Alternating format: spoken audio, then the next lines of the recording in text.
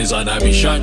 Depend manual on the transmission. Hello. J Mullings from Red Mirror, aka Wicked Penman. Please like, comment, subscribe, all of that good stuff. Right, let's get into it. Gotta keep the same energy, right?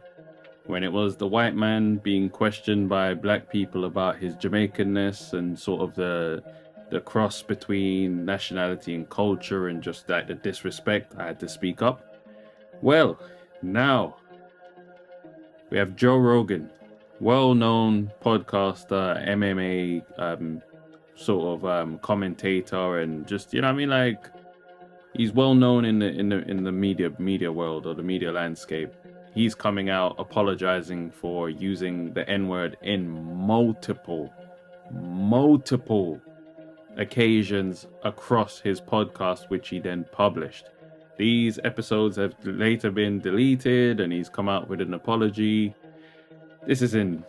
Look, let's put this in context. It's February in America, which means it's Black History Month. And it's coming out that he's used this term like so many different ways. And then what was that? Was it really an apology? It's like he was dry snitching on other people. Oh, this person was or this person said this and this person did that. And I was just contextualizing. Let's put this in context, in the proper context. It's not even funny, but the strange coincidence with this is, the last podcast episode of Joe Rogan's that I've listened to had Snoop Dogg on the show, right? Snoop Dogg is pretty much been adopted as everybody's uncle all over the world. And you sort of heard how open Snoop Dogg always is to other people's energy, and it was a beautiful podcast episode. He's explaining how sort of that mantle as being the approachable person and the hardworking person who also blesses younger people with lessons and advice and guidance was passed down to him by James Brown. So it's sort of the continuation of that legacy. And then you contextualize how him and Joe Rogan became sort of familiar and cool, and then this happens literally a couple of weeks later, and I was just like, oh. Right? So there's a supercut. I don't know if the video's been taken down off of YouTube, but there's a supercut available. If I can find it, I don't want to rehash. Everyone knows that he's said it. He's admitted he said it. We can just take it as read that he said it multiple times, right? Like I said, there's been like 70 plus episodes that have been pulled. He's apologized in his own way, even though it doesn't suffice to me as an apology. It's not very good. And then even like that egregious, it was storytelling and I wanted to seem cool, so I called going to a black neighborhood Planet of the Apes, and we were in Africa. I know that sounds racist, and because I checked myself at that specific moment, then I'm just like, oh, he's stumbling through it. And this is someone who he's well versed on public outrage, saying the wrong things, being insensitive to groups of people. He's also someone who regularly puts other people on the hot seat. He asks them questions and he explores, and he's someone. Look, it doesn't make him all bad, but they're saying like it's 10 years, 11 years. It just goes to show you, and this is like an aside, it'll be hard for all of this to be one very cohesive response because of the amount of things that are at play here, right? So you have these white people who, what they get off on communicating is that they've always been down with and cool with black people and this, that, and it's like, then when something happens, but that was when that happened, and when it happens, it's not like they were shut off from the world and they'd never been around black people and never experienced black culture or black history or anything like that. They know all of these things and they were still the way they were, but because now they're in a position where they have to communicate with a lot of black people, now it should just, sort of go like, oh yeah, give me a pass, like I've changed, I'm a different person, which may well be the case in some cases, but it's just the sort of the nonchalance at which they expect apology just to be consumed and, oh yeah, let's get back to it. Now, put that one side. Joe Rogan is always in he's no stranger to controversy. he literally was just being pulled up for sort of the vaccine misinformation and this, that, and that. And you know, it was a war of wills between him and a musician, and they were like, Spotify choose. Everyone pretty much understood that they were always going to choose Joe Rogan over this musician. Now that it's back-to-back controversies, and this time it involves racial slurs and repeated use of a word that is not, it's just not okay. White people, you can't say the N-word, the word nigger. You can't say it. You can't say it. You can't say it, and you can't contextualize it, and you can't intellectualize it, and you can't tell jokes about using it. You just can't do it. You can't do it. You can't do it. You can't do it. Accept that you can't do it. Stop trying to, oh, but why can't we? And you know why you can't, right? You are very familiar why. And the thing is, you weasel out of, you pick and choose when to do. I don't see Joe Rogan using this word around Mike Tyson. Like, do you know what I'm saying? Like, they know not to do these things, but yet they still do them. And then afterwards they try and intellectualize their way around it. And you're being disingenuous. You know for a fact you're not supposed to be using that language. You know this. And I know you know this. Right? But anyway. Yeah, he went to go see Planet of the Apes in a black neighborhood. And, you know, and oh my God, we were in Planet of the Apes. We were in Africa.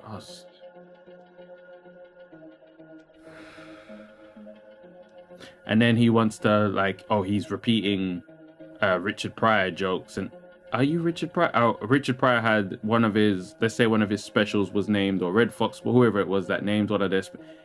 You're still supposed to respectfully refuse to use the word. The only conceivable way for you to get away with it is the Dave Chappelle skit where he has the niggar family, the Niggar family, right? If you make response to that, fine. Even then, you want to be careful when you're saying that, because you're still being a bit disingenuous, because you still know what the reason why it's funny is, because it's Dave telling that. No one else is going to be allowed to go in there and do that. Like, if you're a white comedian, that's completely off limits. You can't do it. But anyway, and I'm there sort of thinking, again, Black History Month, but then it will sort of go this will sort of be swept under the rug. Why? Because of what's going on with Kanye West right now, or Ye, sorry. What's going on with Ye and that family and the dysfunction, and it's happening in a real public way right now. That will obviously get amplified more than this Joe Rogan thing. And then the Jimmy Carr thing will sort of, again, get not swept under the rug, but he will make his apologies and he will go on riding off into the sunset. He was on the right side of the Holocaust. So it's not anti-Semitic per se. It's not, you know what I mean? It's strictly aimed at the Romani Gypsy community.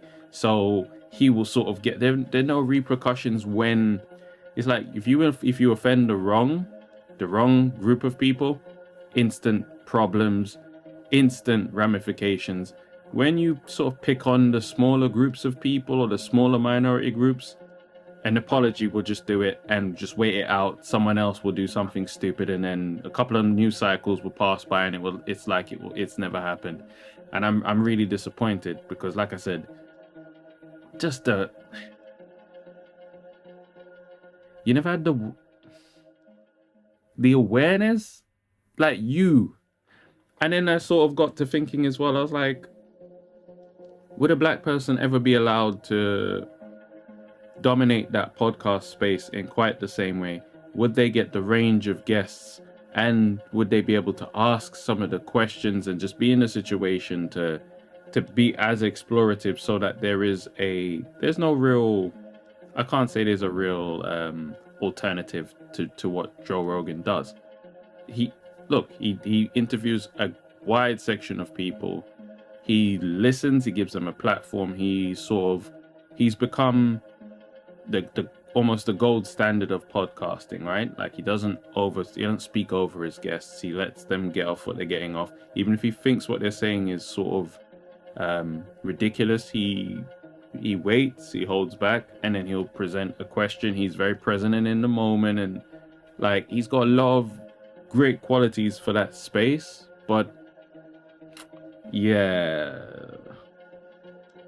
10 years ago, 11 years ago, just even I was retelling it, but just when I really listened to that apology, it was just the sheer amount of, oh, but this person was there and that person was there and I did it around this person and and it was at this time, and I know it rained that day, and oh, but the sun shined that day, but it was strange because there was snow on the ground, and that was the reason, because I was reminded of my whiteness, and then I thought, oh, wouldn't it be that? Come on, like it was that was not a direct apology. And I guess what I also want to see is some form of donation to, some black foundations, charities, like do some good now. Like actually hold your hand up and say, you know what, it's not enough just to issue an apology. Let me actually help.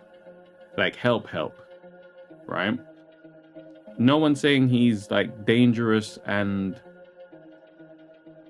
but then it's funny, right? Because look how they got Donald Sterling out of the Clippers. This is worse than that. This is actually worse. This is worse in ways because it's repeated, right? And you had the sort of cojones to go and put this up and publish these episodes. And then he was mentioning a time where he thought about it and was like, yeah, I'm way out of pocket here, and deleted an episode. So you knew enough to delete an episode, but you didn't know enough to actually comb through your catalog and make sure like the quality control was there. And so I was just like, oh, I don't know, man. Do I think Spotify will wash their hands of him? No, because he would just go to the next platform. That's another thing that we have to sort of contextualize here, is it's the way how white people are allowed to fail forwards, right? You're allowed to have these, and no one's saying if you're on the air and whatever, you're going to say something dumb at some point, right? It's not like this way you have the power of it, but actually he did have the power of edit. He could have edited he could have looked at things and just realized, yeah, that wasn't right, or that was inappropriate, and you could have bleeped the word. You could have done, I don't know, man. I feel a bit of disappointment, just because usually he just sort of, he stands for, what Americans always harp on about, freedom of speech, right? Their right to say, to voice their opinions and express themselves. And yeah, he just sort of, he really ruined that by, and I'm not saying he was doing it to be ugly, I'm not saying he was doing it to be hurtful, but just to know that you were someone that, and he hangs around. When would would he have told Snoop Dogg that story, for instance? Oh yeah, there was a time I went to go see Planet of the Apes, and as soon as I came out, I thought, oh my god, I'm in the Planet of the Apes. Like, I'm in Africa right now. Would he have done that? Would he do that around a Mike Tyson? Would he do that around a Deontay Wilder? Would he? Yeah, I don't know. I don't know. Do better, Joe. Do better. And, you use your platforms for some good. Like, I would like to see you, obviously. What happens is, if you upset the Jewish... And actually, there we go. The Whoopi Goldberg situation.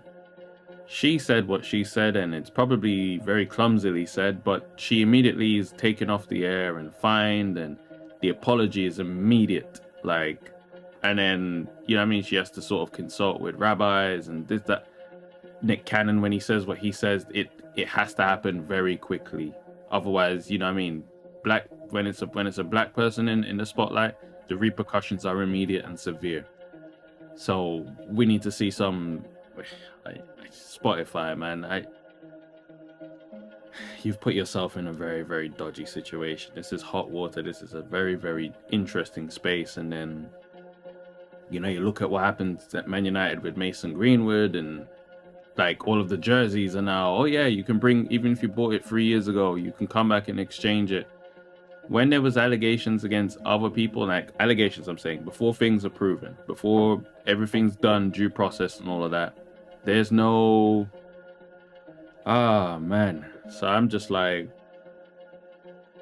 it's it's not encouraging to see the sort of double standards. It needs to be severe for all. When wrong is wrong, then, you know what I mean, the sort of how you deal with wrong, you deal with it in an equal, in a way that shows some form of equality. Otherwise, you're always going to find that the people who represent these sort of underrepresented groups will always feel the penalties the harshest and the stiffest. So yeah. Anyway, there's a lot of building noise around here, so yeah. If there's any problems with the audio, apologies in advance. But yeah, I wanted to get this off because yeah, it's not good form. In fact, you guys tell me what you think. Like, do you feel he didn't do anything wrong? Do you feel the apology was sincere? Do you feel the apology was clumsy? Like, what is your feeling on this? And do you feel like if someone else from a different minority group was in that space and did something of, you know, equal to this, what would the punishment have looked like? Would it have looked like this? That's what I want to know in the comments. But anyway, J Mullings from Rent Mirror. Catch you on the next one. Check out all the other videos. Please subscribe. There's links if you want to donate to the channel and such. Purchase merch. Buy the Thought Book 1, the Thought Book 2, all of that good stuff. Anyway, J Mullings from Rent Mirror. I'm out. This annoying...